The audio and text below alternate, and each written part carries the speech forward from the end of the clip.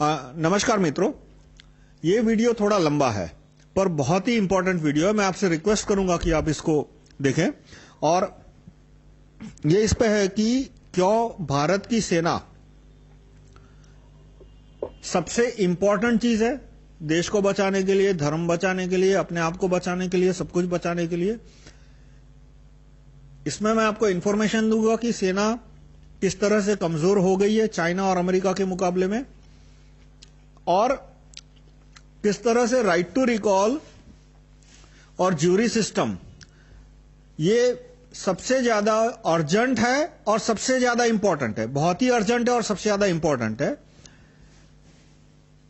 मतलब कि यदि ये कानून नहीं आते तो हमारी सेना का मजबूत होना करीब करीब अशक्य है। और इसलिए मैं सारे एक्टिविस्ट को कहता हूं कि वो राइट टू रिकॉल और ज्यूरी सिस्टम ये सारे कानूनों पे सबसे ज्यादा भार दे। और उनके पास जो दूसरे एजेंडा होते हैं, अक्सर कुछ कुछ एक्टिविस्ट का एजेंडा होता है तेल साबुन बेचना स्वदेशी के नाम पर, फिर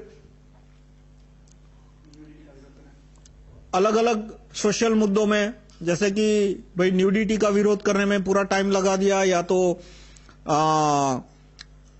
जो कांग्रेस के नेता ने दिग्विजय सिंह ने कुछ उटपटांग बयान दे दिया, तो उसको सबको पता है कि ये संघी आदमी है, कोई उसको देखता नहीं है, तो भी उसको क्रिटिसाइज करने में घंटों लगा दिए।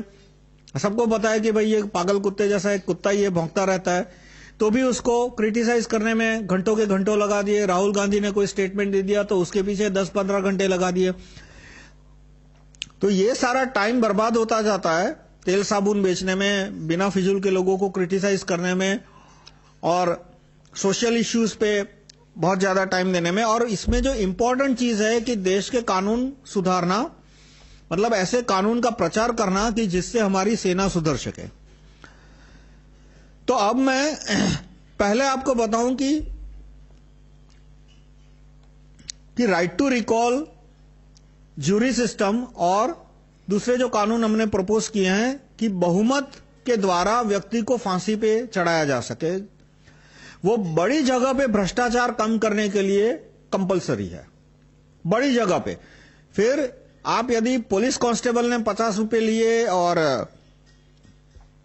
किसी मार्कशीट निकलवाने के लिए यूनिवर्सिटी के क्लार्क ने 100 रुपए लिए, यदि आप सिर्फ ऐसे छोटे भ्रष्टाचारों तक अपने आप को सीमित रखना चाहते हो तो उसके लिए तो किसी की जरूरत नहीं है। जैसे जैसे थोड़ा बहुत कंप्यूटराइजेशन होता जाएगा ये भ्रष्टाचार कम हो जाएंगे। हर एक चौराहे पे यदि सीसीटीवी लग जाता है तो कांस्टेबल का करप्शन कम हो जाएगा, ट्रैफिक कांस्टेबल का।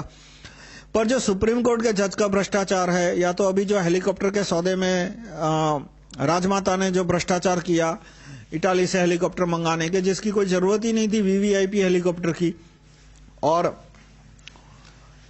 फिर ये प्रधानमंत्री का ये जो कोयले का भ्रष्टाचार है, 2G का भ्रष्टाचार है, तो ये जो बड़े भ्रष्टाचार है वो सिर्फ right to recall, jury system और एग्जीक्यूशन बाय मेजोरिटी वोट, यानी कि बहुमत के द्वारा व्यक्ति एसएमएस के द्वारा या पटवारी की कचहरी में जाके अपना मत व्यक्त करे और उस बहुमत के द्वारा व्यक्ति को फांसी के पे चढ़ा देना, उनके द्वारा ही ये भ्रष्टाचार बड़े कम हो सकते हैं।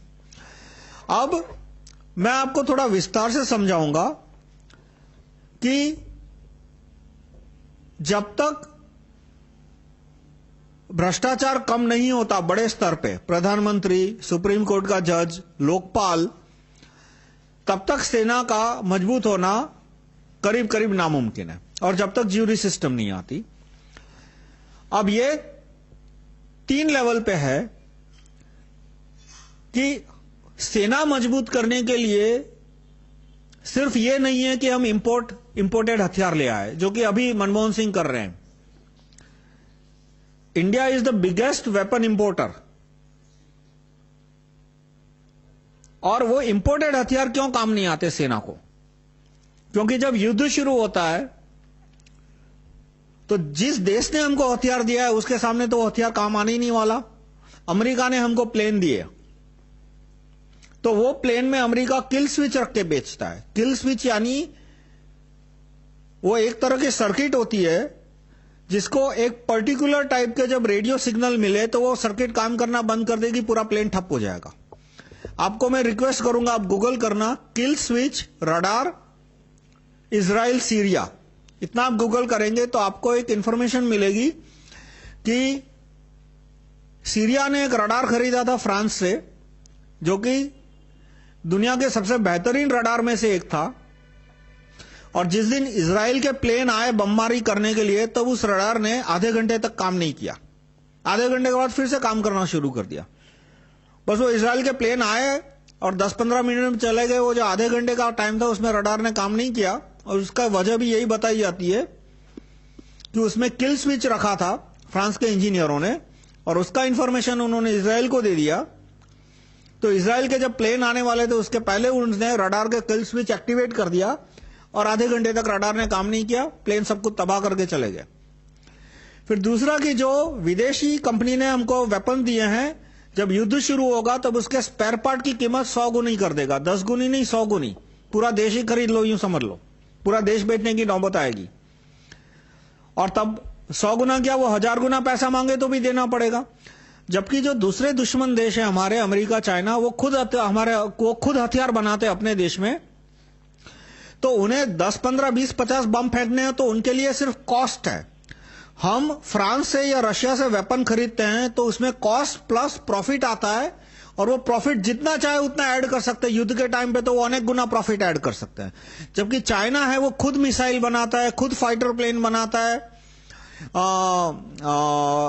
तो इसलिए उसको उत्पादन पड़ता है कॉस्ट प्राइस पे। और मान लो हजारों मिसाइल बनाने हैं, सैकड़ों फाइटर प्लेन बनाने हैं, तो वो नई फैक्ट्रियां खुद डाल सकता है। जबकि हम फ्रांस को नहीं बोल सकते कि एक फैक्ट्री नहीं डाल दो, उसको डालनी होगी तो डाले, ना डालनी हो तो नहीं डाले। तो इस तरह से जो इंपोर्टेड हथियार है वो, एक तो हम अमेरिका, ब्रिटेन और फ्रांस से हथियार इंपोर्ट करते हैं, तो जिस दिन अमेरिका हम पे हमला करेगा, और आज नहीं तो कल तो करेगा ही, आज ना करे तो कल करेगा, कल नहीं तो परसों करेगा। ऐसा थोड़ा है कि उसको इराक का खत्म कर दिया, लीबिया को खत्म किया तो गाड़ी रुकने थोड़ी वाली है। आज नहीं तो कल हिंदुस्तान तो तब वो हथियार काम नहीं करेगा। और उससे पहले एक खतरा है वो चीन की युद्ध होने का, तब काम नहीं करेगा। तो अब क्वेश्चन आता है कि हमें सिर्फ ये नहीं है कि सेना को इंपोर्टेड हथियार खरीद के दो, सिर्फ सैनिकों की संख्या बढ़ाओ। मिलिट्री इंडस्ट्रियल कॉम्प्लेक्स इंप्रूव करने के लिए हमें बड़े पैमाने पे लोकल वेपन मैन्युफैक्चरिंग शुरू करना पड़ेगा। अब लोकल वेपन मैन्युफैक्चरिंग है, उसमें सबसे इंपॉर्टेंट चीज क्या आती है, इंजीनियरिंग स्किल और इंजीनियरिंग प्रोडक्ट की क्वालिटी। इंजीनियरिंग प्रोडक्ट की क्वालिटी यानी कि एक जो हथियार है, कॉम्प्लेक्स वेपन सिस्टम कोई भी ले लो, जैसे एयरप्लेन है, तो उसमें छोटे छोटे 10,000 पार्ट्स होते हैं, और वो सारे पार्ट एक फैक्ट्री के अंदर नहीं बनते, एक छत के नीचे नहीं बनते, वो पूरे देश में अलग अलग जगह पे बनेंगे। और उनमें से अधिकतर पार्ट है वो स्मॉल इंडस्ट्रीज बनाती है, बिग इंडस्ट्री के कोऑपरेशन से बनाती है। ऐसा नहीं है कि सारा काम स्मॉल स्केल इंडस्ट्री से चलना चाहिए, चल सकता है, उसके लिए बड़ी फैक्ट्रियां भी चाहिए। बोइंग है, लॉकहीड है, वो तो जायंट साइज कॉर्पोरेशन है, रिलायंस से 10 गुने बड़े। पर छोटी कंपनियों की भी बहुत जरूरत पड़ती है। अब जो छोटी कंपनी का जो मालिक होता है, छोटी कंपनी यानी कि जिसके अंडर 40-50 इंजीनियर है, या तो 40-50 लेबर और 10-20 इंजीनियर है, उसका जो मालिक है, इस तरह से 40-50 कंपनी एम्प्लॉय का मालिक, उसको 20 तरह के अधिकारी परेशान करते रहते हैं, उससे रिश्वत खींचते रहते हैं। फिर वो लोकल पुलिस इंस्पेक्टर हो सकता है, मैजिस्ट्रेट हो सकता है, सेशंस कोर्ट का जज है, डिस्ट्रिक्ट पब्लिक प्रोसिक्यूटर है, पॉल्यूशन कंट्रोल बोर्ड का इंस्पेक्टर है, ये excise inspector, custom inspector, sales tax inspector, VAT और सेल्स टैक्स एक ही हुआ, इनकम टैक्स इंस्पेक्टर, ये सारे अधिकारी है, प्रोविडेंट फंड, लेबर इंस्पेक्टर, ये सारे अधिकारी दिन रात इसको परेशान करते रहते हैं, इससे पैसा खींचते रहते हैं। तो होता क्या है कि इनमें जो बहुत ही प्रोडक्टिव लोग होते हैं और टेक्निकली अच्छा, उनका टेक्निकल माइंड अच्छा होता है, लेकिन इस तरह से उनको खातिरदारी करना उनका स्वभाव नहीं होता है। जैसे मैं आपको एग्जांपल दूं, स्टीव जॉब्स, एप्पल कंपनी का मालिक, वो टेक्निकली बहुत ही स्किल्ड आदमी था, बहुत ही अच्छा डिजाइन बनाता था, बहुत अच्छा प्रोग्राम लिखता था, लेकिन उसको यदि मैंने किसी भारत के अंदर कोई फैक्ट्री चलाने का काम दिया होता तो वो क्यों फेल होता कि पोल्यूशन कंट्रोल बोर्ड वाला आके उससे रिश्वत मांगता, वो उससे हाथापाई कर बैठता, दूसरे दिन वो जेल में जाता। वो क्यों इतनी बड़ी कंपनी अमेरिका में खड़ा कर पाया? वो पहले वो पीसीबी बनाता था, अपने एक छोटी सी उसकी दुकान थी, उसमें पीसीबी बनाता था, उसके बाद उसका कारोबार बड़ा हुआ। तो वो क्यों अपना कारोबार चलाया? क्योंकि जिंदगी में कभी कोई अफसर उसको गलत तरीके से परेशान करने नहीं आया, ना कभी उसको छोटे किसी इस तरह से लेबर इंस्पेक्टर या प्रोविडेंट फंड इंस्पेक्टर या तो किसी जज या मैजिस्ट्रेट जैसे आदमी को रिश्वत देने की जरूरत पड़ी।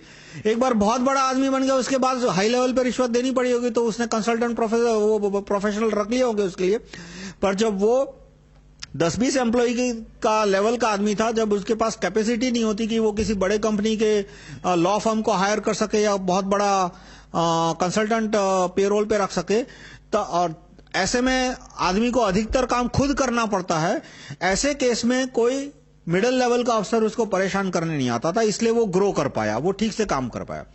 तो अधिकतर ये जो 40-50 एम्प्लॉय या उससे छोटे के फैक्ट्री चलाने वाले एम्प्लॉयर होते हैं, उनकी सबसे बड़ी प्रॉब्लम होती है कि अफसर उनको परेशान करते हैं। अब अमेरिका में वो अफसर क्यों उनको परेशान नहीं करते? ऐसा नहीं है कि वहां मोरल कैरेक्टर अच्छा है, ये झूठ बात है। काफी लोग ऐसा कहते हैं कि अमेरिका का मोरल कैरेक्टर अच्छा है, नेशनल कैरेक्टर अच्छा है। खास करके ये जितने भी आरएसएस के लीडर है, वो सब एक ही बात बोलते हैं कि हमारा नेशनल कैरेक्टर नहीं है, भारत में नेशनल कैरेक्टर खराब है, इसलिए अमेरिका का नेशनल कैरेक्टर बहुत अच्छा है, इसलिए अमेरिका आगे। बकवास बात है। अमेरिका में अधिकारी इसलिए परेशान नहीं करता छोटे उद्योगपति को क्योंकि वहां ज्यूरी सिस्टम है। वहां पे अधिकारी को करना, केस बनाना पड़ेगा कि इतना इतना गलत किया है, जो यहां का अधिकारी भी करता है। यहां का केस जाता है जज के पास, जज बिका हुआ होता है, वो डेट पे डेट डालता जाता है, वो तो फैक्ट्री वाला परेशान हो जाएगा। जबकि अमेरिका में वो केस ज्यूरी के पास जाएगा, तो ज्यूरी सबसे पहले सोचेगी कि भाई इस आदमी ने कुछ गलत ही नहीं किया है और अफसर है वो बिना मतलब का केस बना रहा है, तो अफसर को फाइन करते हैं। मैंने अमेरिका के बहुत सारे ज्यूरी केस में देखा कि यदि अफसर हद से ज्यादा गलत केस बनाए तो ज्यूरी है वो अफसर को फाइन करती थी, इसलिए अफसरों की हिम्मत ही नहीं होती थी बहुत झूठ या फ्रिवलस केस बनाने की, और इसलिए वो उद्योगपति को बहुत ज्यादा छेड़ते भी नहीं थे। यदि सचमुच उसके सामने कोई कॉन्क्रीट एविडेंस हो, कॉन्क्रीट स्टेप हो, तभी उसको नोटिस भेजते थे। नोटिस भी भेजना, वहां पे अधिकारी यदि गलत नोटिस भी भेजता है तो भी उसको फाइन हो सकता है। तो इसलिए जो वो ज्यूरी सिस्टम क्यों इफेक्ट करती है, जज क्यों टाइम पास कर देता है या तो बिक जाता है और ज्यूरी में क्यों नहीं बिकता, उसका बेसिक रीजन ये है कि ज्यूरी सिस्टम में हर एक केस अलग अलग ज्यूरी के पास जाता है। तो जो जज लॉयर नेक्सस है वो ज्यूरी लॉयर नेक्सस नहीं हो सकता। हिंदुस्तान में हर एक जज चाहता है कि उसके जो रिश्तेदार वकील है उसकी कमाई 10-20 गुनी हो जाए, जबकि अमेरिका में ज्यूरी के लिए ये पॉसिबल ही नहीं है। वो चाहता भी हो, हर एक ज्यूरी का आदमी चाहता भी हो कि उसका वकील है, उसका कोई रिश्तेदार वकील 10-20 गुना पैसा कमाए, वो क्यों मुमकिन नहीं है? क्योंकि हर एक आदमी का रिश्तेदार वकील नहीं होता, वो ज्यूरी में आ गया। ज्यूरी रैंडमली सिलेक्ट होती है, जो वोटर लिस्ट है 1,00,000 लोगों का, 2 लाख लोगों का, उसमें से रैंडम सिलेक्शन से 12-15 आदमियों को सिलेक्ट किया जाता है। तो उस ज्यूरी सिस्टम की वजह से वहां पे जज लॉयर नेक्सस नहीं होता, और एक आदमी ज्यूरी में आता है तो जिंदगी में एक ही बार आता है, या तो 10 साल तक वो दोबारा ज्यूरी में नहीं आता, तो वो अपने रिलेटिव को किसी भी तरह से बेनिफिट नहीं करा पाता। इसलिए जब वो आता है तो वो निष्पक्षता से देखता है कि भाई केस में कोई मेरिट है या नहीं, मेरिट है तो ठीक है, नहीं है तो केस को खारिज कर दो, मेरिट है तो उस आदमी को इतनी सजा करो, और वो फाइन कर देता है। दूसरा जो ज्यूरी में आता है वो आम आदमी होता है, वो ये भी देखता है कि इस तरह से हमने उद्योगपति को गलत परेशान किया तो उद्योगपति फैक्ट्री बंद करके चला जाएगा, एक जाएगा, दूसरा जाएगा, तीसरा आएगा नहीं, तो हमारे एरिया में बेरोजगारी बढ़ेगी, युवा है वो बेरोजगार घूमेंगे, गुंडागर्दी पे जाएंगे।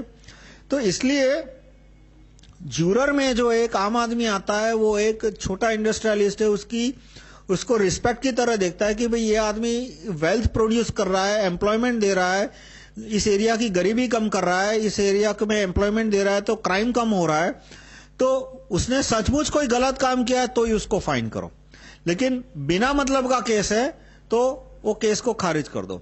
इसलिए ज्यूरी सिस्टम है वो जो छोटे एम्प्लॉयर है 20-40 लोगों की फैक्ट्री चलाने वाले, उनको प्रॉपर प्रोटेक्शन मिलता है और इसलिए वो ग्रो करते हैं, वो टेक्निकली ज्यादा एफिशिएंट हो पाते हैं और वो एफिशिएंसी आगे जाके हथियार बनाने में काम आती है। जो मैन्युफैक्चरिंग कंपनियां हैं, छोटी मैन्युफैक्चरिंग कंपनियां, वो बड़ी मैन्युफैक्चरिंग कंपनियों के लिए ट्रेनिंग ग्राउंड प्रोवाइड करती है। अमेरिका का जो पूरा मैन्युफैक्चरिंग बिजनेस है, it is a training ground for weapon manufacturer, कि वहां पे जाके इंजीनियर 2-3 साल काम करता है तो उसकी स्किल इंप्रूव होती है, उसकी एक्सपर्टीज इंप्रूव होती है, उसके बाद वो किसी हथियार बनाने वाली बड़ी कंपनी में नौकरी ले सकता है और वहां पे वो ज्यादा एफिशिएंटली काम कर पाएगा, कम गलतियां करेगा और ज्यादा अच्छे क्वालिटी के वेपन बना पाएगा। तो ये लो लेवल पे ज्यूरी सिस्टम बहुत इंपॉर्टेंट है। अब हाई लेवल पे क्यों राइट टू रिकॉल जरूरी है कि राइट टू रिकॉल पीएम नहीं हुआ तो पीएम ही बिक जाएगा, जो अभी हो रहा है। पीएम खुद बोलता है कि वेपन हमको इंपोर्ट करने हैं, हमें लोकली मैन्युफैक्चर नहीं करने। हमारा पीएम ने 1, 2, 3 एग्रीमेंट साइन कर दिया। इसका मतलब कि हम न्यूक्लियर वेपन का हमको टेस्ट करना होगा, तो अमेरिका की परमिशन के बिना हम टेस्ट नहीं कर सकते न्यूक्लियर वेपन को। तो और अमेरिका क्यों परमिशन देगा, वो कौन सा हमारा रिश्तेदार होता है। तो इस तरह के वो कॉन्ट्रैक्ट इसलिए साइन हो रहे हैं आजकल क्योंकि हमारे पास राइट टू रिकॉल पीएम नहीं है, और इसलिए वो लोकल वेपन मैन्युफैक्चरिंग का कोई स्टेप मनमोहन सिंह नहीं लेता, क्योंकि अमेरिका नहीं चाहता कि भारत में बड़े पैमाने पे 100% लोकल मैन्युफैक्चरिंग हो। जो हम वेपन बनाते हैं जैसे कि ब्रह्मोस है, पर आप गूगल करो ब्रह्मोस, उसका जो कोर है वो मेड इन रशिया है। बहुत सारे वेपन हमने लोकली बनाए हैं, पर उसका जो चिप्स है, सेमीकंडक्टर चिप्स, वो सारे के सारे इंपोर्टेड है। क्यों? क्योंकि मनमोहन सिंह ने सेमीकंडक्टर पॉलिसी नहीं बनाई। सेमीकंडक्टर पॉलिसी राजीव गांधी ने बनाई थी 1980 लेट 80s में, वो कैंसिल कर दी 1992 में, और उसके बाद 20 साल हो गए अभी तक नई सेमीकंडक्टर पॉलिसी नहीं बनी। तो यहाँ पे जो जिसको कोई मान लो किसी को इंटेल जैसी बड़ी कंपनी फाउंड्री बनानी है सेमीकंडक्टर चिप्स बनाने के लिए, तो उसको परमिशन ही नहीं मिलेगी फाउंड्री बनाने की। तो इसलिए यहाँ पे 8-बिट सीपीयू भी आज भी इंपोर्ट होता है, इंडिया में कोई लोकल मैन्युफैक्चर नहीं करता। चाइना तो 32-बिट 64-बिट सीपीयू खुद मैन्युफैक्चर कर रहा है, हमारे यहाँ 8-बिट सीपीयू भी सारे इंपोर्ट हो रहे हैं। तो इस तरह से पूरा चिप और एडवांस पीसीबी है वो सारी इंपोर्टेड है, तो उसमें दुश्मन आसानी से उसको ट्रोजन रखने का भी मौका मिल जाता है, उससे प्रोडक्शन कॉस्ट भी बढ़ जाती है। और जो रिसर्च आइट्रेशन है कि एक चीज बनाई उसको छोटा सा इंप्रूवमेंट करके तुरंत दूसरी चीज बनाई, उसमें छोटा सा इंप्रूवमेंट करके तुरंत तीसरी, वो 1 साल का होने के बजाय 3, 4, 5 साल का हो जाता है। और उसका इफेक्ट हमें ऑलरेडी दिख रहा है कि न्यूक्लियर सबमरीन हमारे पास एक भी नहीं है आज। एक जो न्यूक्लियर सबमरीन का चर्चा आपने शायद सुना हो, वो न्यूक्लियर पावर्ड सबमरीन है, उसमें न्यूक्लियर वेपन नहीं है और वो भी अभी फुल्ली कमीशन नहीं हुई है। वो बनाना शुरू किया था 1977 में, अब कहीं जाके खत्म हुई। मतलब कितना 30 साल लगे, जबकि चाइना के पास 20 से ज्यादा न्यूक्लियर सबमरीन है, न्यूक्लियर वेपन वाली सबमरीन। तो अब ये हाई लेवल पर जो करप्शन है पीएम के लेवल पे, डिफेंस मिनिस्टर पे, उसकी वजह से हमारी सेना, हमारा मिलिट्री इंडस्ट्रियल कॉम्प्लेक्स मजबूत नहीं होगा। तो वो हम कैसे कर सकते हैं? वहां पे लोकपाल का कानून काम नहीं आएगा, लोकपाल खुद ही बिक जाएगा। लोकपाल का मेरा एक अलग वीडियो टेप है, उसका लिंक आपको कमेंट सेक्शन में मिल जाएगा। उसमें मैंने एक्सप्लेन किया है कि लोकपाल से तो ऊपर से ये प्रॉब्लम और बिगड़ जाएगा, क्योंकि विदेशियों का काम आसान हो गया। आज विदेशी पूरा भारत क्यों नहीं खरीद पाए? क्योंकि पूरा भारत पे कंट्रोल है कुछ 25-30 हजार आईएएस आईपीएस अफसरों का, और 25-30 हजार से को कंट्रोल में करना, या तो उनको खरीदना, या तो उनको दबाना, या तो अपने 25-30 हजार आदमी अमेरिका से लाके, या तो अपने एजेंटों को रख देना, वो आसान काम नहीं है। इसलिए जो मल्टीनेशनल कंपनियां हैं, खास करके रॉकफेलर और वो सब, वो भारत में जनलोकपाल सिस्टम चाहती है ताकि उनको सिर्फ 11 लोगों को कंट्रोल करना पड़े। तो जनलोकपाल आने से काम with no right to recall Janlokpal, मतलब जो right to recall Janlokpal with right to recall Janlokpal आता है तो कोई प्रॉब्लम नहीं है। तो जनलोकपाल भी एक ईमानदार अफसर की तरह काम करेगा। लेकिन यदि जनलोकपाल सिस्टम आता है with no right to recall Janlokpal, तो रॉकफेलर का और ये अमेरिकनों का काम आसान हो गया। उन्हें सिर्फ अपने 10-20 आदमी को लोकपाल की जगह बिठा देना है, और यदि उनमें से 2-4 आदमी ऐसा आ गए जो उनके एजेंट नहीं है तो खरीद लो उनको। हर एक को बोलो कि भाई तुम्हारे 3-3 रिश्तेदारों का नाम दो, उनको हर महीने हम 5-5 करोड़ की फी दे देंगे, और उनके द्वारा 11 जन लोकपालों के द्वारा पूरे देश के 20-25 हजार IAS IPS MP MLA minister जो है उन सबको कंट्रोल करो। तो इससे तो वेपन मैन्युफैक्चरिंग कैपेबिलिटी और कम हो जाएगी। इसलिए हमें ये ज्यूरी सिस्टम और राइट टू रिकॉल के प्रचार पे फोकस देना चाहिए, न कि तेल साबुन के प्रचार पे। क्योंकि राइट टू रिकॉल और ज्यूरी सिस्टम आएगा तो हमारी वेपन मैन्युफैक्चरिंग कैपेबिलिटी बढ़नी शुरू होगी। उसके बाद सवाल आता है कि हमें सेना खड़ी करने के लिए और हथियार बनाने के लिए पैसा चाहिए। अब इसमें तो कोई आईएमएफ की लोन नहीं मिलने वाली। आईएमएफ हमको इसलिए तो लोन नहीं देने वाला ना कि हम अमेरिका को लड़ने के खिलाफ सेना बनाए। तो ये पैसा तो हमको भारत में टैक्स डाल के लेना पड़ेगा। तो कौन सा ऐसा टैक्स के कानून है कि जिससे हम इतना पैसा इकट्ठा कर सके कि हम अमेरिका को टक्कर ले सके, ऐसी सेना बना सके? तो वो टैक्स के कानून है सिर्फ वेल्थ टैक्स और इनहेरिटेंस टैक्स। सेल्स टैक्स से, जीएसटी से इतना पैसा आ भी नहीं सकता, और इतना पैसा लेने की कोशिश की तो जो लोअर क्लास है वो पूरा खत्म हो जाएगा।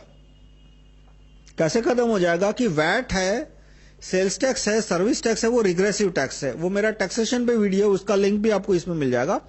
वो रिग्रेसिव टैक्स है, यानी कि उसका भारी बोझ है वो लोअर क्लास पे आता है, अपर क्लास पे उसका बोझ बहुत कम आता है। जबकि वेल्थ टैक्स है, उसका बोझ हर एक पे बराबर आता है, लोअर क्लास पे बहुत कम आता है, क्योंकि उस पर वेल्थ ही नहीं है। नीचे की जो 30-40% पॉपुलेशन है उस पर वेल्थ टैक्स बहुत कम आता है, क्योंकि उसके पास वेल्थ नहीं है। इनहेरिटेंस टैक्स भी उस पर न के बराबर आता है, क्योंकि उसके पास इतना पैसा ही नहीं है कि वो अपने वारिसों को बहुत करोड़ों रुपया दे सके। तो लेकिन वेल्थ टैक्स और इनहेरिटेंस टैक्स है वो अधिकतर अपर क्लास के ऊपर जाता है, और उससे हम देश में हर साल 5 लाख करोड़ से ज्यादा प्राप्त कर सकते हैं, जिससे हम अपनी सेना मजबूत कर सके। तो अब ये कानून भी, इसके लिए टीसीपी मतलब right to recall, jury system, TCP, वो सारे कानून चाहिए। टीसीपी आपको सेक्शन 1.3 में मिलेगा। ये मेरी किताब है rahulmehta.com/301.htm। उसमें ट्रांसपेरेंट कंप्लेंट फाइलिंग प्रोसीजर, जिसके द्वारा हम भारत में वेल्थ टैक्स और इनहेरिटेंस टैक्स का कानून ला सकते हैं। वो क्यों इंपॉर्टेंट है? क्योंकि जो एमपी है वो सब बिके हुए हैं। वो उन्हीं के एजेंट है जिनके पास 10-20 हजार करोड़ की मतलब इतनी बड़ी दौलत है। तो वो कभी वेल्थ टैक्स का कानून पास ही नहीं करेंगे, क्योंकि उनके एजेंट बना कर रहे हैं। वो इनहेरिटेंस टैक्स का कानून भी पास नहीं करेंगे। अब आप बोलोगे कि ये राइट टू रिकॉल और ज्यूरी सिस्टम की क्या जरूरत है? हटाओ ये सारे 500 एमपी को, और आम आदमी पार्टी के अच्छे 500 एमपी को रख दो, या तो जितनी ये सुब्रमण्यम स्वामी को रख दो, या तो अन्ना को एमपी बना दो, या तो अरविंद गांधी को एमपी बना दो। भाई आने के बाद वो भी बिक जाएंगे। मैं अभी से आपको सबूत देता हूं, बाद में क्या बिकेंगे? वो अभी से वेल्थ टैक्स का विरोध कर रहे हैं, वो अभी से इनहेरिटेंस टैक्स का विरोध कर रहे हैं। क्यों विरोध कर रहे हैं वेल्थ टैक्स का? क्योंकि जो अमेरिकन कंपनियां उन्हें मीडिया फाइनेंसिंग, मीडिया स्पॉन्सरशिप दे रही है, उनपे भी वेल्थ टैक्स आएगा। तो उनको हर साल उनके पास जो दौलत है अमेरिका, भारत में उनके पास जितनी जमीन है, जितनी ये उनके शेयर वगैरह है, उस पर उनको 1% टैक्स देना पड़ेगा। तो कोई अमेरिकन कंपनी वेल्थ टैक्स नहीं देना चाहती। इसलिए आप अभी जो 500-600 एमपी है, मतलब 545 लोकसभा के और 250 राज्यसभा के, उनको हटा के आप ईमानदार एमपी लाओगे तो वो 800 एमपी भी हफ्ते 2 हफ्ते में बिक जाएंगे। और इसके लिए राइट टू रिकॉल या तो ट्रांसपेरेंट कंप्लेंट फाइलिंग प्रोसीजर, जो कि एक तरह का रेफरेंडम प्रोसीजर की तरह काम करेगा, जिसमें नागरिक है वो सीधा एमपी को कहे पूछे बिना वेल्थ टैक्स के कानून खड़े कर सकते हैं। तो वेल्थ टैक्स का कानून खड़ा करने के लिए भी हमें चाहिए कि हम ट्रांसपेरेंट कंप्लेंट फाइलिंग प्रोसीजर को जितनी हो सके जल्दी गैजेट में छपाए, ताकि सेना खड़ी करने के लिए हमें जो पैसा चाहिए वो आ सके।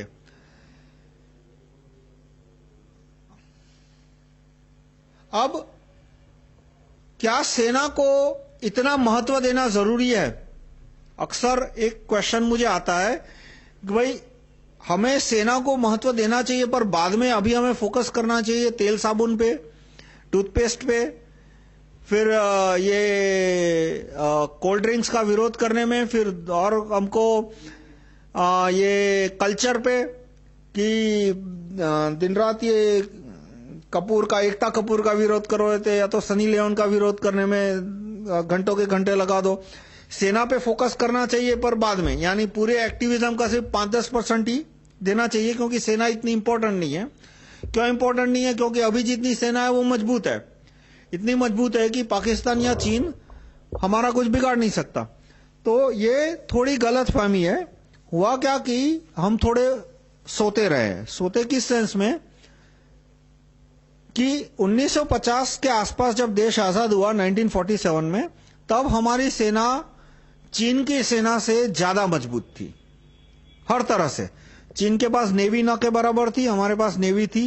एयरफोर्स चाइना के पास 0 था, हमारे पास एयरफोर्स था। और हमारे सैनिकों के पास हथियार भी ज्यादा थे, भारत में हथियार बनाने की फैक्ट्रियां भी ज्यादा थी, सब कुछ ज्यादा था।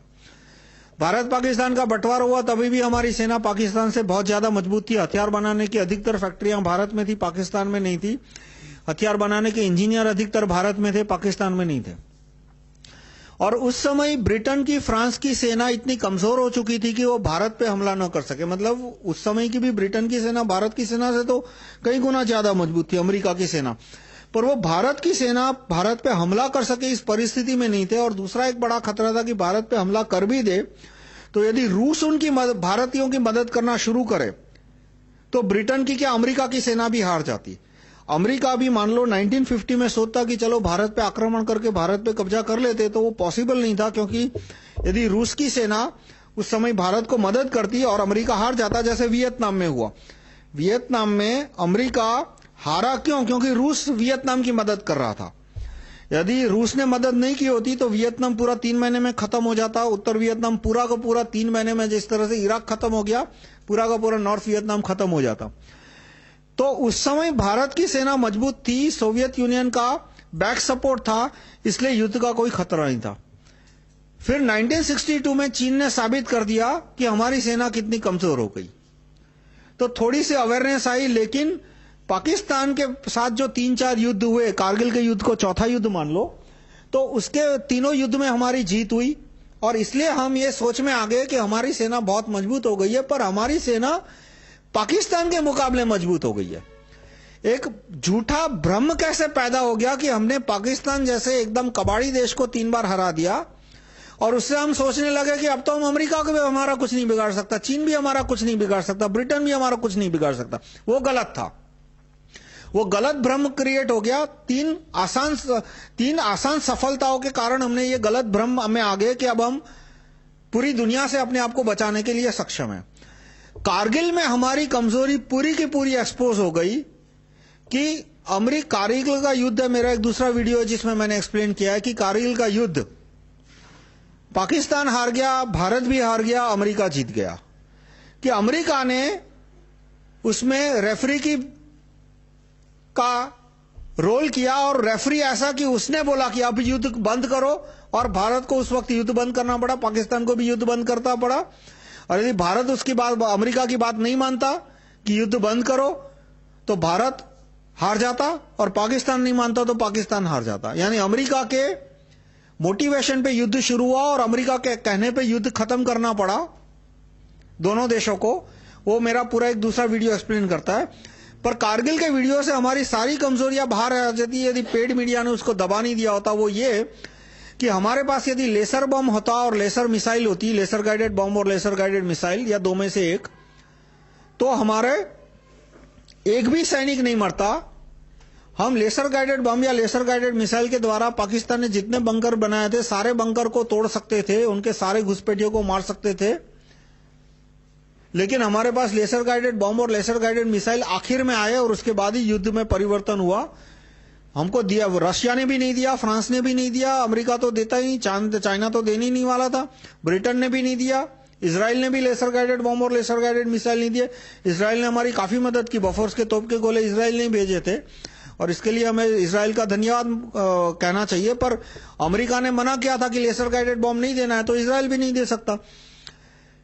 तो लेसर गाइडेड बम नहीं मिले, इसलिए हमें सैनिकों को कहना पड़ा कि तुम पर्वत पे चढ़ो, और वो पर्वत के बंकर बना के बैठे थे, तो एडवांटेज ऑफ हाइट उनको मिला, तो हमारे 800,000 सैनिक मर गए उसकी वजह से। तो इससे काफी कमजोरियां सामने आई, लेकिन पेड मीडिया ने इसको कवरेज न देने की वजह से ये सब कुछ साइडलाइन हो गया। अब हमारी परिस्थिति क्या है भारत की सेना की, कि मान लो भारत और पाकिस्तान में युद्ध होता है, दुनिया में कोई देश किसी की मदद के लिए नहीं आता, आइसोलेटेड सिनारियो देख लो, तो हमें कोई चिंता की बात नहीं, हम पाकिस्तान की सेना को खत्म कर सकते हैं, कोई प्रॉब्लम नहीं है। पर सिनारियो ये नहीं होने वाला। सिनारियो ये होने वाला है कि भारत और पाकिस्तान में युद्ध होगा, और तब पाकिस्तान को चीन या अमेरिका, दो में से एक देश पूरी मदद करेगा। सऊदी अरेबिया पैसा देगा पाकिस्तान को, और चीन या अमेरिका, दो में से एक देश या एक देश उसको मुंह मांगे हथियार देगा, पैसे देने पे, पैसा सऊदी अरेबिया देगा, लेकिन पैसा मिलने पे मुंह जो हथियार चाहिए वो सारे हथियार देगा, चाइना या अमेरिका। सैटेलाइट हेल्प देगा और सैटेलाइट इंफॉर्मेशन देगा कि अभी भारत की सेना कहां कितनी बैठी है, कहां भारत के प्लेन कितने कहां पर है, और उस इंफॉर्मेशन से पाकिस्तान चाइना के हथियार लेकर पाकिस्तान यदि फुल स्केल अटैक करता है तो क्वेश्चन आएगा कि क्या अमेरिका हमको दूसरे दिन मदद करने के लिए हथियार देगा या नहीं। मान लो अमेरिका ने दूसरे दिन हथियार देना शुरू किया हमें, तो फिर कोई प्रॉब्लम नहीं होगी, भारत की सेना पाकिस्तान की सेना को हरा सकती है, रोक सकती है। लेकिन अमेरिका यदि दूसरी बुद्धि अपनाता है कि पहले भारत को 3 महीने तक पिटने दो, 3 महीने के बाद मदद करेंगे, लेकिन 3 महीने तक बराबर की मार खाने दो भारत को, पाकिस्तान और चाइना के हाथ, हम 3 महीने बाद मदद करेंगे, ताकि उसे हमारे मदद की कीमत पता चले एक एक भारतीय को। वो मैं स्ट्रेटजी आपको बताऊंगा कि 3 महीने क्यों बाद में मदद करेगा। तो मतलब कि चाइना और पाकिस्तान मिलकर अटैक करते हैं और अमेरिका यदि 3 महीने बाद मदद पहुंचाना शुरू करता है, तो उस 3 महीने के दौरान पाकिस्तान की सेना कलकत्ता और मद्रास तक आ जाएगी, कोई नहीं रोक सकता। उसमें पाकिस्तान की सेना की महानता नहीं है, महानता है वो चीन के हथियारों की है। चीन के पास जो हथियार है वो इतने ताकतवर है कि वो पाकिस्तान जैसे कमजोर सेना को भी इतनी ताकत दे सकते हैं, और यदि उस समय भारत को अमेरिका के हथियार टाइम से न मिले तो वो हथियारों की शक्ति से वजह से पाकिस्तान की सेना कलकत्ता और मद्रास आ सकती है। कैसे? मैं आपको एक एग्जांपल दूंगा अभी, वो है क्रूज मिसाइल। क्रूज मिसाइल है वो, भारत के पास एक भी रडार ऐसा नहीं है जो कि क्रूज मिसाइल को डिटेक्ट कर सके। 2014 में एक रडार खरीदने की प्रोसीजर शुरू होगी, कब वो रडार आएगा भगवान जाने। पर आज की तारीख में चाइना के पास ऐसे क्रूज मिसाइल है जो कि भारत में 502 किलोमीटर अंदर घुस के किसी भी स्टेशन को, किसी भी पॉइंट को उड़ा सकते हैं, और भारत उसके सामने डिफेंसलेस है। अब चाइना इस तरह के क्रूज मिसाइल सैकड़ों की संख्या में पाकिस्तान को देता है, तो पाकिस्तान अपने बॉर्डर से क्रूज मिसाइल फेंक फेंक के जितने भी इंडियन मिलिट्री के इंस्टॉलेशन है, एयरफोर्स के हैंगर है, पावर स्टेशन है, ब्रिज है, उसको उड़ा सकती है। और उससे वो उसको और एडवांस करने का मौका मिल गया, और फिर धीरे धीरे इस तरह से एडवांस चलता ही रहेगा, क्योंकि हमारे पास क्रूज मिसाइल के साथ बचने का कोई हथियार नहीं है।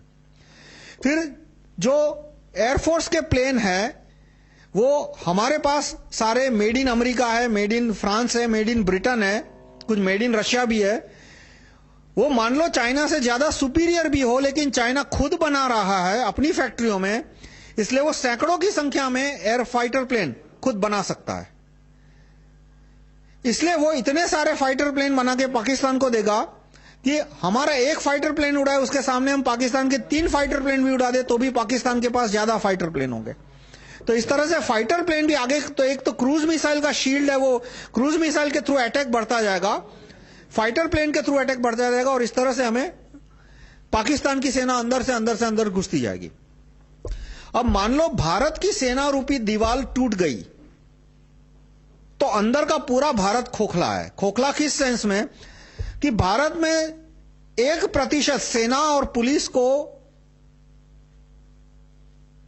के सिवा, सेना और पुलिस के सिवा जो सिविलियन फोर्स है, उसमें से 1% पॉपुलेशन के पास भी बंदूक नहीं है, और AK-47 लेवल की राइफल तो शायद 0.1% के पास भी नहीं है, किसी भी सिविलियन के पास है ही नहीं। गिने चुने शायद पर्सनल सिक्योरिटी वालों के पास 2-5 के पास हो तो अलग बात है, बाकी यूं समझो कि पूरे हिंदुस्तान में सारे पुलिस वालों के पास भी नहीं है।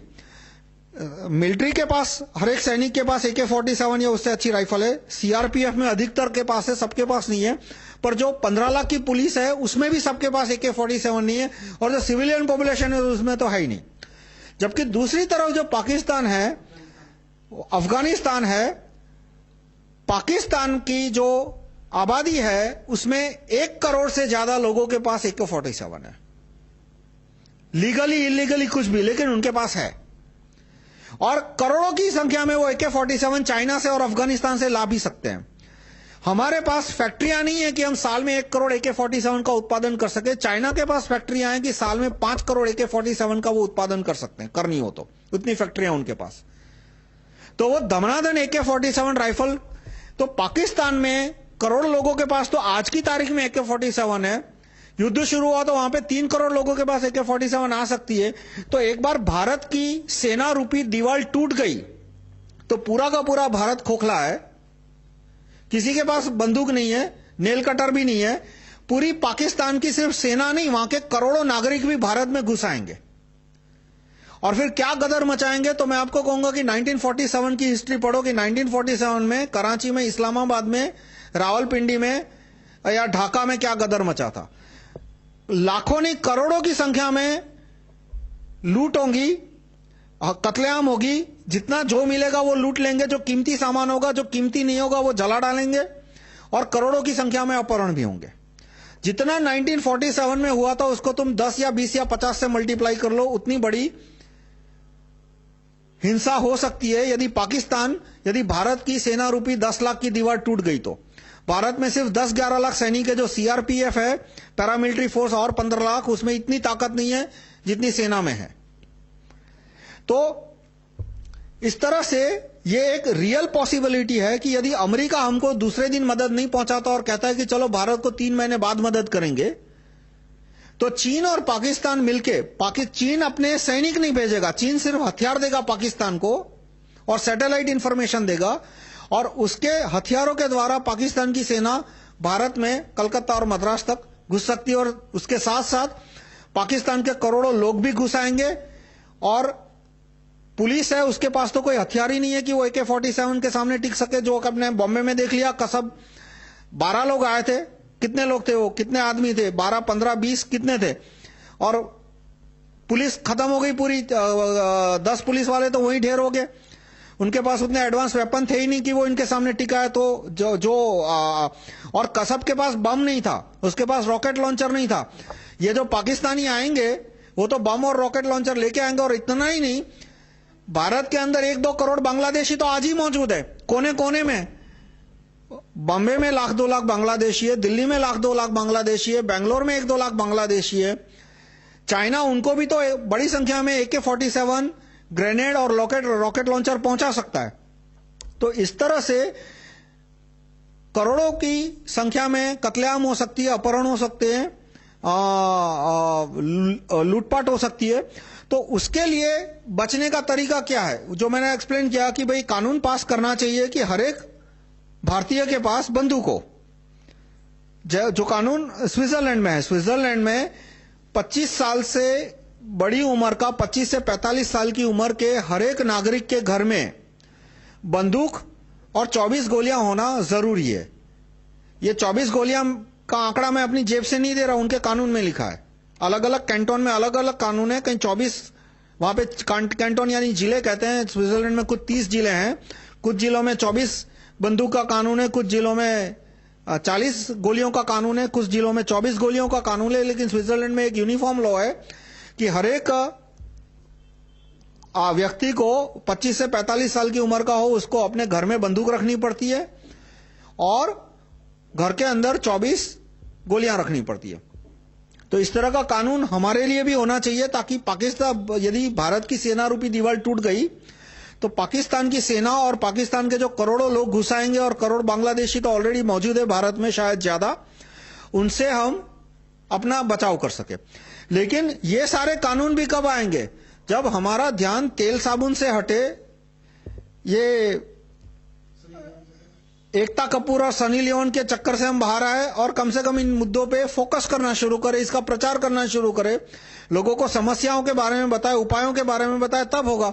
यदि हम दिन रात उसी को, जो ये सनी लियोन है या तो मुकेश भट्ट है या महेश भट्ट है या जो भी है, यदि सिर्फ उन्हीं से उलझने में निकाल दिया हमने, तो ये सारे चीजों के प्रचार करने का मौका ही नहीं मिलेगा। और इससे फिर जितना हम भारत की सेना को मजबूत करने के लिए जो जो कानून हमें चाहिए, हम वो कानून लाने में जितना डिले कर रहे हैं उतना हमारे दुश्मन को फायदा हो रहा है, क्योंकि दुश्मन टाइम नहीं वेस्ट कर रहा। आप चाइना में जाओ तो वहां इन सारी चीजों पे कोई टाइम वेस्ट नहीं कर रहा, वो इस चीज में टाइम लगा रहे हैं कि कैसे ज्यादा से ज्यादा हथियार बने। पाकिस्तान ठीक है, वो कबाड़ी देश है, उससे कोई डरने की बात नहीं है, लेकिन पाकिस्तान के प्रॉब्लम पाकिस्तान से नहीं है, प्रॉब्लम तब है जब चाइना पाकिस्तान को हथियार देगा। अब अंत में एक क्वेश्चन आता है कि भाई अमेरिका दूसरे दिन मदद करने क्यों आएगा, 3 महीने बाद क्यों आएगा? तो उसमें मैं आपको एक एग्जांपल दूं कि मान लो आप एक व्यापारी हो, आपका 50 लाख करोड़ का सालाना व्यापार चल रहा है, शोरूम है ज्वेलरी का, कपड़े का, कोई अच्छा बिल्डर हो, कुछ भी कोई अच्छी पोजीशन पे आप हो, और एकाएक आपका कारोबार बढ़ने लगा क्योंकि वहां इकोनॉमी बढ़ने लगी, तो 3 लोगों के मुंह में पानी आएगा। एक तो वहां का जो एमएलए मिनिस्टर है वो, कि साला बिजनेसमैन इतना कमा रहा है, वहां का जो पीआई एसपी है, पुलिस वाला है, सीनियर इंस्पेक्टर वो, और तीसरा वहां के जज को, तीनों के मुंह में पानी आएगा कि भाई कैसे इस आदमी से थोड़ा पैसा बटोरा जा सके।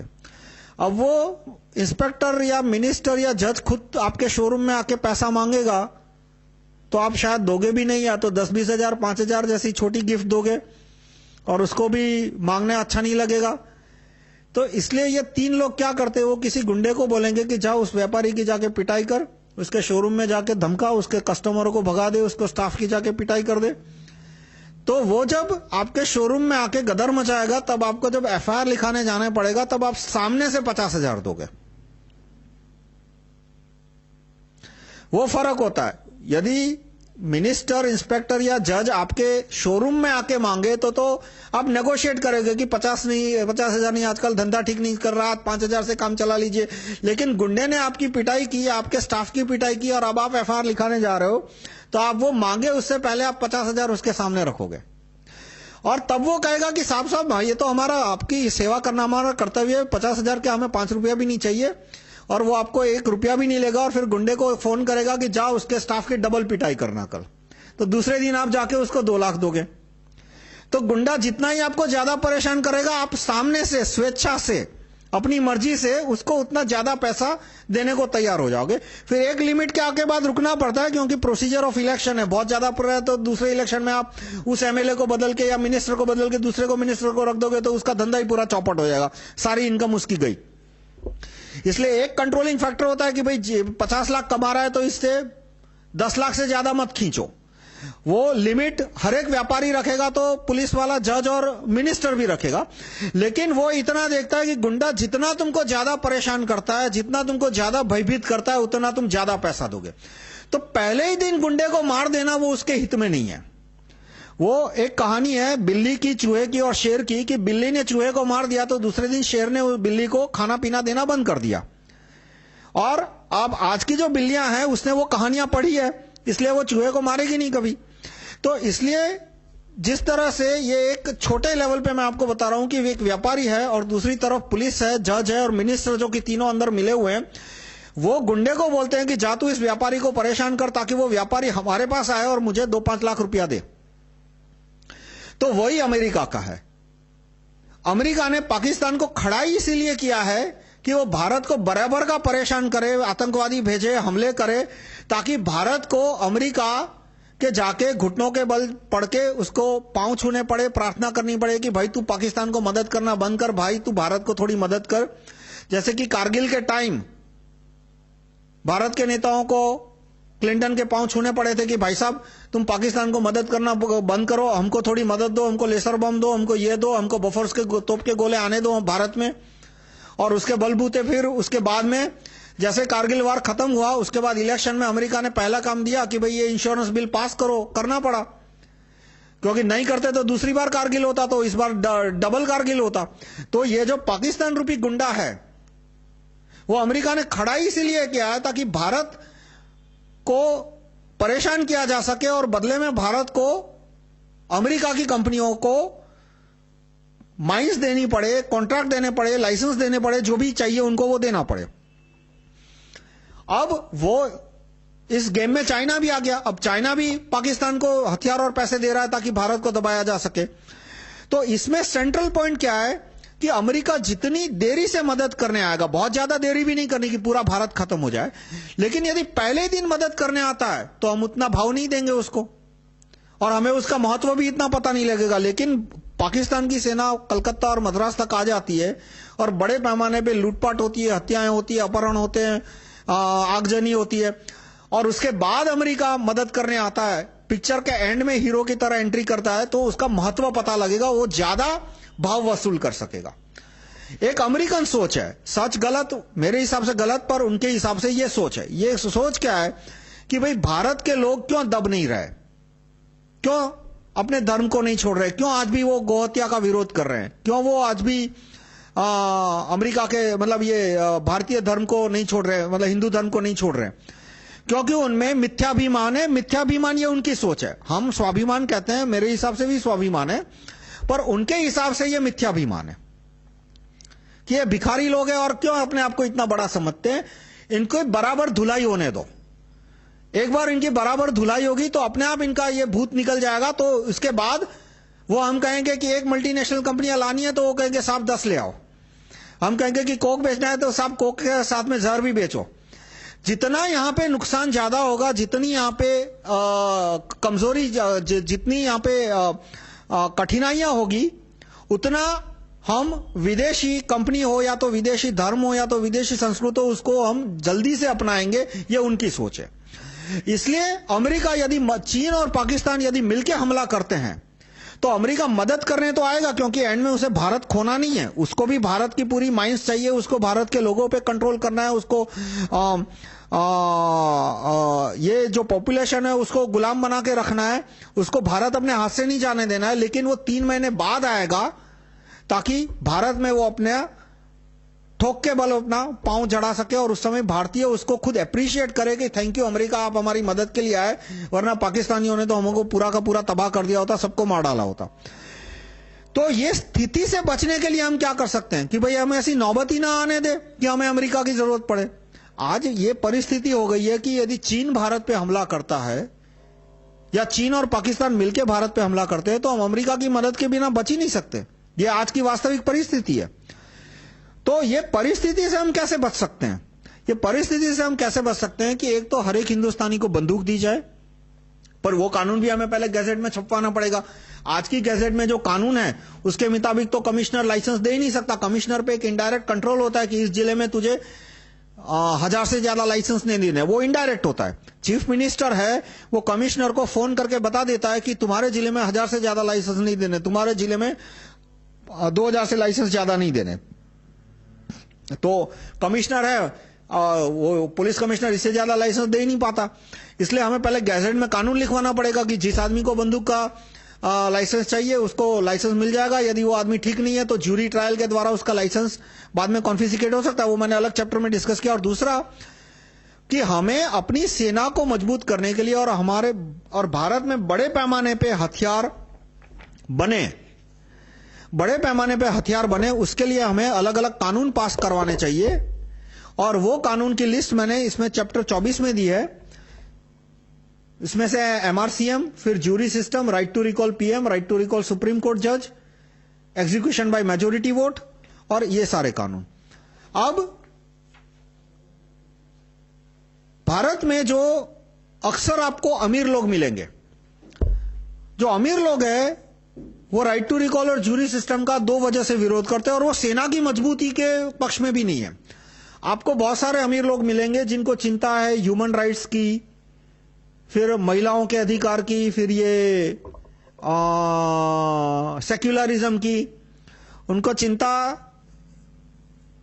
इस बात की शायद नहीं है कि कसब ने 300 लोगों को मार दिया, इस बात की है कि भारत में करोड़ों लोगों ने कसब की फांसी की डिमांड क्यों की। ऐसे 300 लोग हैं, बड़े बड़े आदमी हैं वो 300 आदमी। वैसे तो पूरे भारत में शायद 1,00,000-2 लाख होंगे, करोड़ों नहीं है। ऐसे सरफिरे या कमीने लोग करोड़ों की संख्या में नहीं है, पर काफी संख्या में। अब उसकी वजह क्या है, क्यों वो सेना को महत्व नहीं देते? कि अमेरिका ने जब इराक को टेक ओवर किया तो पूरा इराक लूट लिया, पर इराक के जितने भी अमीर लोग थे, टॉप 1%, 2% पॉपुलेशन, उनमें से अधिकतर को अमेरिका की सिटीजनशिप दे दी और उनको एकोमोडेट भी कर लिया। इराक के अंदर, अमेरिका के अंदर जितने भी क्लास 1 ऑफिसर थे इराक के, सबको अमेरिका की सिटीजनशिप मिल गई। इराक के जितने जनरल थे मतलब सीनियर मिलिट्री ऑफिसर्स, कुछ इराक की सेना के 7,000 अफसरों को, 7 से 10,000 अफसरों को परिवार के साथ सिटीजनशिप और ग्रीन कार्ड दिया था अमेरिका ने। तो अमेरिका ने एक ट्रेंड एस्टेब्लिश किया कि हम जिस देश को लूटेंगे उस देश का जो अग्रवर्ग है, इलीट है, उसको हम नहीं छेड़ेंगे। मान लो आज भारत को पूरा टेक ओवर करता है तो भारत के जो टॉप 10-20 लाख लोग हैं उसको वो ग्रीन कार्ड दे देगा, सिटीजनशिप दे देगा, सारी फैसिलिटी दे देगा। अब मान लो पाकिस्तान और चाइना से हमारा युद्ध शुरू होता है तो बहुत सारे लोग हैं जो कि 24 घंटे में देश छोड़ के परिवार के साथ जा सकते हैं, और उन्होंने अमेरिका में इतनी दौलत खड़ी करके रखी है कि वहां अमेरिका में उनका घर है और घर में सारी फैसिलिटी है, चीनी भी होगी, चाय भी होगी, सिर्फ सुपरमार्केट से दूध खरीद के लाना होगा और चाय बन के पिएंगे वो आसाम से। आप भारत के 90% तो नहीं पर कम से कम कहूंगा 70-80% एमपी एमएलए, अधिकतर हाईकोर्ट के जज, अधिकतर सुप्रीम कोर्ट के जज, आईएएस आईपीएस अफसर की लिस्ट खोलो तो जितने भी एमपी है उनके 2-3 बेटों में से एक ना एक लड़के के पास अमेरिका का ग्रीन कार्ड जरूर होगा। शायद ही कोई ऐसा एमपी हो जिसके कुछ का तो सारे लड़के अमेरिका में सेट हो चुके हैं। जैसे एक स्वदेशी मंत्री है भाजपा के, अपने आप को बहुत बड़े स्वदेशी कहते हैं, उनके 2 लड़के, 1 लड़की या 3 लड़के, में ठीक से याद नहीं आ रहा, यशवंत सिन्हा, सब अमेरिका में सेट हो गए। अमेरिका में उनके पास 2-4 हजार करोड़ की प्रॉपर्टी भी है। इस तरह से ये तो एक एग्जांपल है, पर अधिकतर आप देखो तो उन्होंने अमेरिका में या तो यूरोप में या तो ऑस्ट्रेलिया में या तो न्यूजीलैंड में अलग अलग देशों में प्रॉपर्टी खरीद के रखी है। यानी जिस दिन भारत और पाकिस्तान का बड़े पैमाने पे युद्ध हो गया जिसमें सब कुछ डूबने वाला है, उस दिन वो 24 घंटे के अंदर न्यूजीलैंड या ऑस्ट्रेलिया या कनाडा या अमेरिका या किसी देश में चले जाएंगे और वहां उन्होंने खूब सारी प्रॉपर्टी खरीद के रखी है। तो वो सारे जो नेता है वो हमेशा ये कहते हैं कि सिर्फ कि ये jury system, right to recall या सेना की मजबूती के पीछे मत दो, और भारत में बड़े पैमाने पे हथियार का उत्पादन करने पे भी ध्यान मत दो। ध्यान देना है तो किस पे दो कि किस तरह से ज्यादा तुरंत क्विक मनी, कोल है कि भाई कोयला खरीदो, कोयले की खान खरीदो, कोयला निकालो, बेचो, किसी को भी, चाइना को बेचना है तो चाइना को बेचो, इसको बेचना है तो इसको बेचो, पैसा कमाओ, और वो पैसे से फिर वो बाद में विदेशों में इन्वेस्ट करते हैं क्योंकि उनको भारत सेफ नहीं लगता। जो बड़ी पैमाने पे भारत का पैसा मॉरिशस में जा रहा है या स्विट्जरलैंड में जा रहा है, या तो ये ऑस्ट्रेलिया, कनाडा, न्यूजीलैंड वगैरह देशों में जा रहा है, उसका एक कारण ये है कि भारत का जो अग्रवर्ग है, इलीट, यानी जो सबसे धनिक 10 लाख लोग हैं, 10 लाख 15 लाख लोग हैं, वो अब भारत को सलामत नहीं मानते। इसलिए वो जितनी हो सके उतनी दौलत भारत के बाहर भी इन्वेस्ट करते हैं। मतलब उनके पास मान लो 10,000 करोड़ रुपया है तो वो 5-7 हजार करोड़ विदेश में रखेंगे, 3-4 हजार करोड़ भारत में रखेंगे। तो ये लोग आपको कहेंगे कि नहीं, भारत की सेना को मजबूत करने की जरूरत नहीं, आप ह्यूमन राइट्स पे फोकस करो, आप ये सेक्युलरिज्म पे फोकस करो। और वो उनके पास ऐसे बीसीओ मुद्दे हैं, फ्रिंज मुद्दे मैं कहूंगा, कुछ तो यहां तक कहते हैं कि एनिमल राइट्स, कि पाकिस्तान की सेना आके यहां पे 1-2 करोड़ को मार सकती है, तो वो कहते हैं कि इसकी तुम चिंता मत करो, एनिमल राइट्स पे फोकस दो, कि प्राणियों पे जो क्रूरता हो रही है, सर्कस में क्रूरता होती है या तो ये मदारी का खेल में क्रूरता होती है, वो सब बैन कराने में हमारी मदद करो। और जो लोग कुत्ते बिल्ली पे अत्याचार करते हैं वो नहीं होने चाहिए, और जो पकड़े जाए उसको सजा होनी चाहिए, उसमें कोई दो मत नहीं है। कि एनिमल राइट्स को मैं बिलीव करता हूं, मैं खुद मानता हूं कि जो एनिमल फर है, कपड़ों में जो यूज होता है, कोट में यूज होता है, उसमें बैन आना चाहिए, हाथी दांत पे पूरा बैन आ जाना चाहिए। तो पर वो एक्टिविज्म को, पूरा एक्टिविस्ट को बोलते हैं कि तुम तुम्हारे हफ्ते में जो भी 10-20-50 घंटे हैं तुम्हारे, वो सारे के सारे इसमें डाल दो, सेना के लिए 1 मिनट मत निकालो, सेना को मजबूत करने के लिए जो जो कानूनों की जरूरत है उसमें 1 मिनट मत डालो। अब मैं आपको रिक्वेस्ट करूंगा कि पहले आप सेना के प्रॉब्लम को थोड़ा ध्यान से देखें। आप गूगल करो और पता लगाओ कि 1947 में कितनी हत्याएं हुई थी, कितने अपहरण हुए थे और कितने प्रॉपर्टी का नुकसान हुआ था। और वो इसलिए कम था, यानी क्यों मैं कम बोलता हूं, क्योंकि वहां जो पाकिस्तान से जो 4 करोड़ लोग भाग के आए, उनके पास भागने के लिए भारत था। पहले देखो कि पाकिस्तान में कितनी हत्या और अपहरण हुई, और अब इमेजिन करो कि वहां पे जो 4 करोड़ लोग भाग के आए, मान लो उनके पास भागने के लिए दुनिया में कोई कोना ही नहीं होता, तो उन 4 करोड़ लोगों की क्या हालत हुई होती। और इस बार यदि भारत पे चीन और पाकिस्तान का हमला होता है तो भारत में जो भारतीय है उनके पास भागने के लिए कोई कोना नहीं है। कहां भागोगे? एक तरफ बंगाल की खाड़ी है, दूसरी तरफ अरब का समुद्र है कोई देश जहां पे 120 करोड़ लोग भाग के गुजारा कर सके? यानी इस बार यदि पाकिस्तान और चीन का हमला हम पे होता है तो परिस्थिति जो 1947 में हुई थी उससे 20-50 गुना ज्यादा गंभीर हो सकती है। अब सेकंड, आप यदि इस सोच में हो कि भारत की सेना बहुत मजबूत है, हमें किसी से डरने की जरूरत नहीं है, तो आप भारत की और चीन की सेना का कंपैरिजन करो और उससे ज्यादा कि वेपन मैन्युफैक्चरिंग कैपेबिलिटी, कि चाइना कितने हथियार अपनी फैक्ट्रियों में बना रहा है, अपने देश की अपनी फैक्ट्रियों में, और भारत कितने हथियार अपनी फैक्ट्रियों में बना रहा है। तो भारत अपनी फैक्ट्रियों में AK-100 राइफल भी नहीं बना रहा। भारत के सारे टैंक इंपोर्टेड है। जो अर्जुन टैंक जिसके बारे में शायद आपने बहुत सुना होगा, अभी तक में 50 टैंक भी मैन्युफैक्चर नहीं हुए। भारत के सारे टैंक है वो मेड इन रशिया है। भारत में कम से कम पाकिस्तान से फुल स्केल वॉर शुरू होता है तो कम से कम 15,000, 10,000 से लेके 20,000 टैंक मिनिमम चाहिए, और वो सारे टैंक मेड इन रशिया है। जिस दिन वॉर शुरू होगा उस दिन रशिया हो सकता है स्पेयर पार्ट की कीमत 50 गुना कर दे। हमारे पास फाइटर प्लेन कितने हैं? पाकिस्तान से ज्यादा है, लेकिन चाइना से 1/3 भी नहीं है।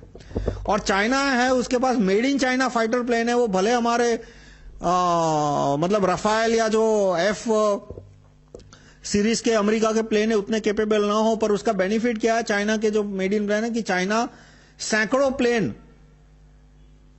अपने देश में चाहे उतने बना सकता है क्योंकि उसके घर की फैक्ट्री है। और अंत में जो क्रूज मिसाइल है उसके बारे में देखो कि चाइना के पास कितने क्रूज मिसाइल है, लेसर गाइडेड बॉम्ब है, लेसर गाइडेड मिसाइल है, और चाइना लेसर गाइडेड बॉम्ब खुद मैन्युफैक्चर करता है। इतना ही नहीं, चाइना ने सबसे पहले लेसर गाइडेड बॉम्ब मैन्युफैक्चर किया था 1981 में, और 2000 मतलब 1999 में कारगिल का वॉर हुआ 98-99 में, तब हमारे पास लेसर गाइडेड मैन्युफैक्चरिंग कैपेबिलिटी नहीं थी, हमारे पास लेसर गाइडेड बॉम्ब था ही नहीं, और चाइना 1981 से मैन्युफैक्चर कर रहा है। और आज भी हम लेसर गाइडेड बॉम्ब मैन्युफैक्चर नहीं कर रहे हैं, हमारे पास जो लेसर गाइडेड बॉम्ब है वो शायद मेड इन फ्रांस या मेड इन अमेरिका है। तो चाइना थोक के भाव लेसर गाइडेड बॉम्ब है वो उसका उत्पादन करके वो पाकिस्तान को दे सकता है। तो इस सेंस में आप देखोगे तो अमेरिका की, भारत की सेना को अब एक ही सहारा है, वो है अमेरिका का और रशिया का। चलो रशिया को भी मान लो, पर रशिया के हथियार इतने बेहतरीन नहीं है। रशिया की जो सॉफ्टवेयर टेक्नोलॉजी है वो इतनी अच्छी नहीं है, इसलिए उसके जो क्रूज मिसाइल है, उसके जो फाइटर प्लेन है वो उतने कैपेबल नहीं है जितने कि अमेरिका के हैं। अब ऐसी स्थिति में चाइना के बड़ी संख्या में क्रूज मिसाइल आते हैं पाकिस्तान के थ्रू, तो हमारी सेना टिक नहीं पाएगी सिवा कि अमेरिका हमें मदद करे। एक मैं आपको एग्जांपल दे सकता हूं कि 1962 में जवाहरलाल गाजी ने कैनेडी को लेटर लिखा था कि भाई साहब, घुटने पकड़ लिए थे, उसके पांव पकड़ लिए थे लेटर में, कि आप अमेरिका में आओ और अमेरिका के एयरफोर्स की 4 स्क्वाड्रन हमें